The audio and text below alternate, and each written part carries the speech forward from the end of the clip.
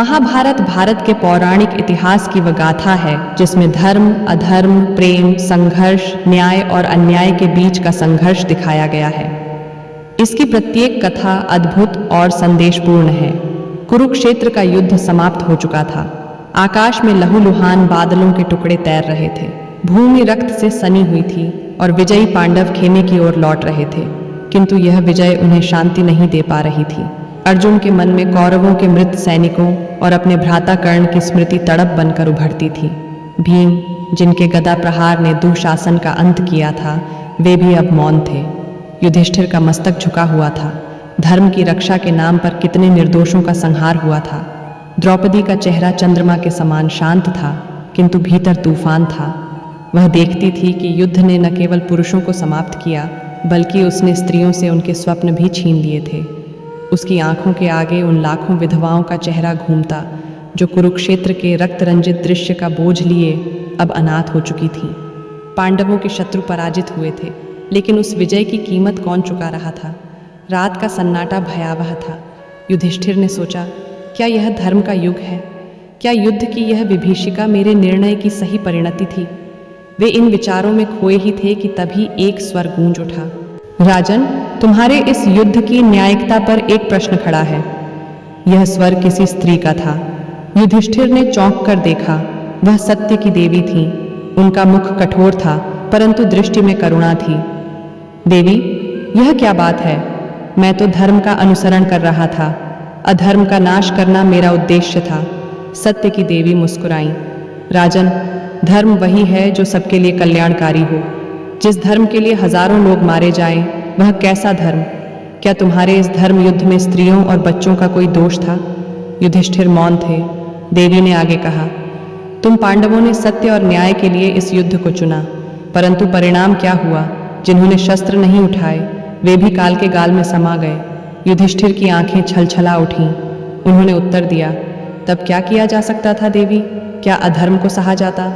नहीं, देवी ने उत्तर दिया, परंतु युद्ध ही एकमात्र मार्ग नहीं था। मनुष्य की असली विजय शांति में है, न कि हिंसा में। यह सुनकर युधिष्ठिर की आत्मा में हलचल मच गई। अगले दिन उन्होंने सभी पांडवों और राज्य के प्रमुख व्यक्तियों की एक सभा बुलाई। भाइयों और मित्रों, युधिष्ठिर बोले, युद्ध के कारण हमने बहुत कुछ खो दिया। ये विजय हमारी नहीं बल्कि मानवता की हार है। हमें अब नए भारत की नींव रखनी होगी, एक ऐसा राज्य जहां न्याय, करुणा और प्रेम का शासन हो। अर्जुन ने कहा, किंतु राजन, क्या यह संभव है? हिंसा और अहंकार तो मानव के स्वभाव का हिस्सा है। अहंकार पर विजय पाना ही मनुष्य का सच्चा धर्म है। युधिष्ठिर ने उत्तर दिया। सभा में निर्णय लिया गया कि युद्ध के परिणाम स्वरूप अनाथ हुए बच्चों और विधवाओं की देखभाल के लिए नए आश्रम और नगर बसाए जाएंगे। खेतों को फिर से जोता जाएगा और शांति को आधार मानकर एक नया समाज रचा जाएगा। द्रौपदी ने इस कार्य में विशेष रुचि दिखाई। उन्होंने महिलाओं को शिक्षित करने और आत्मनिर्भर बनाने का संकल्प लिया। जब महिलाएं स्वयं के पैरों पर खड़ी होंगी, तभी यह संसार वास्तविक न्याय को समझ पाएगा, उन्होंने कहा। समय बीतने लगा।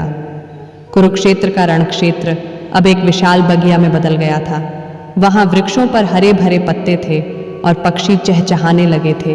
पांडवों ने एक नई शिक्षण व्यवस्था आरंभ की, जिसमें शस्त्र विद्या के साथ साथ शांति और आत्मज्ञान की शिक्षा दी जाने लगी।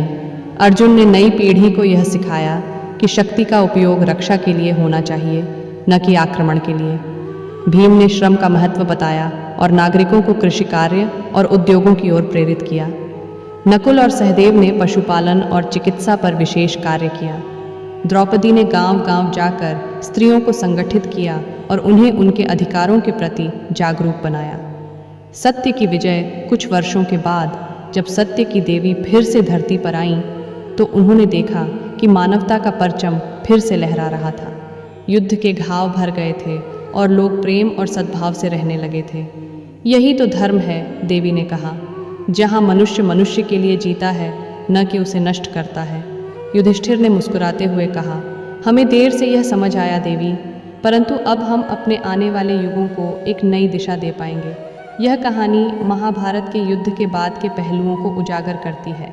यह हमें यह सिखाती है कि युद्ध के विनाश के बाद पुनर्निर्माण ही वास्तविक धर्म है। हिंसा किसी समस्या का समाधान नहीं हो सकती। बल्कि करुणा, प्रेम और न्याय से ही समाज की वास्तविक उन्नति संभव है। महाभारत की इस रचनात्मक कहानी के माध्यम से हम यह जान पाते हैं कि धर्म वही है जो संपूर्ण मानवता के कल्याण के लिए कार्य करे।